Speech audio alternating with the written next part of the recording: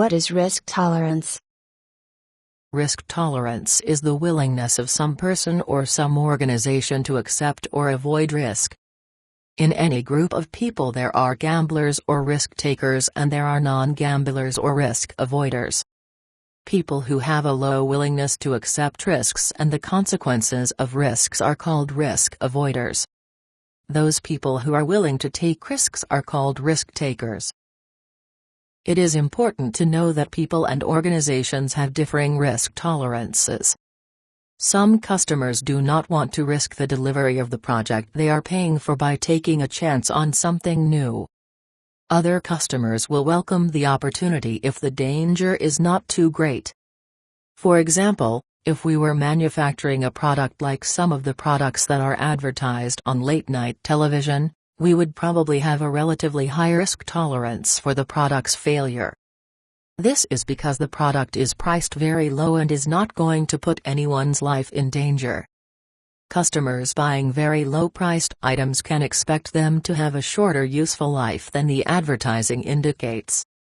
If customers want a product that will last longer, they buy an item that is built better and is probably more expensive.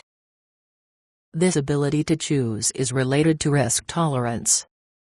In the mind of the consumer there is a tolerance for risk, which is expressed in his or her willingness to spend money. A consumer who is interested in having a highly reliable product that will last a long time is willing to pay more to get these features. Another consumer who is not willing to pay more to get a better product will be more accepting of the risk that the product will fail. Tell me more. If we draw increasing impact and increasing probability on an x and y axis, we can draw the locus of all points of equal severity as a line on the graph in Figure 8.11. Acceptable risks are any risks that are below and to the left of this locus of points of equal severity. Unacceptable risks are those risks that have a severity above and to the right of this severity line. If we shift the severity line up and to the right, as in Figure 8.12, we are describing a person or an organization that is more of a risk taker. That is, the severity of the risks that one is willing to take is higher than before we shifted the line, and the person or organization shown is more of a gambler. If, on the other hand, we shift the line down and to the left, as in Figure 8.13, we are describing a person or organization that is less of a risk taker.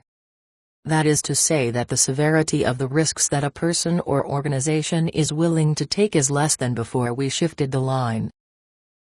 Figure 8.11, Risk Tolerance.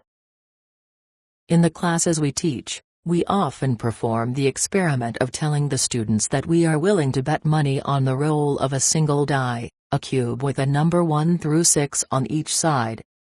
That's half of a pair of dice to you non-gamblers. In the bet we say that if the die comes up with a 1 or a 2, we win.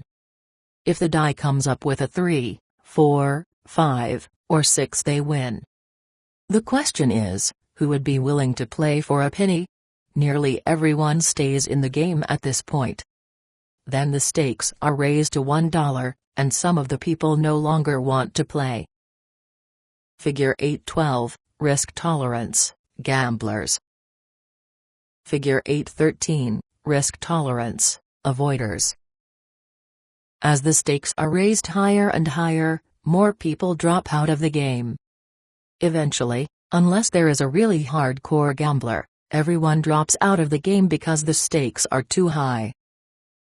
Even though the odds are very favorable, 4 chances out of 6 to win, when the bet is high enough, people will not play because the pain of losing is too great even when there are favorable odds.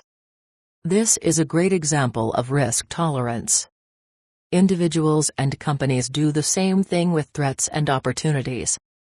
In risk tolerance we are concerned with people's personal values and views as well as the company's values and views. We may be dealing with a high-flying company that is willing to take many chances, but the individual who is representing the company may not be willing to stake his career on the risk you are suggesting. On the other hand, We do not want to be misled by the salesperson who is optimistic about everything until the sale is made. Risk tolerance is somewhat describable in monetary terms. Our risk tolerance is how much we are willing to lose if the risk happens. In the case of a product that is sold to a consumer, the cost of the failure of the product might be the cost of the repair or replacement of the product if it fails. In the situation where someone's life is in danger, these decisions become much more important. The tolerance for a risk that is life-threatening is very high indeed. This is because we cannot put a monetary value on human life.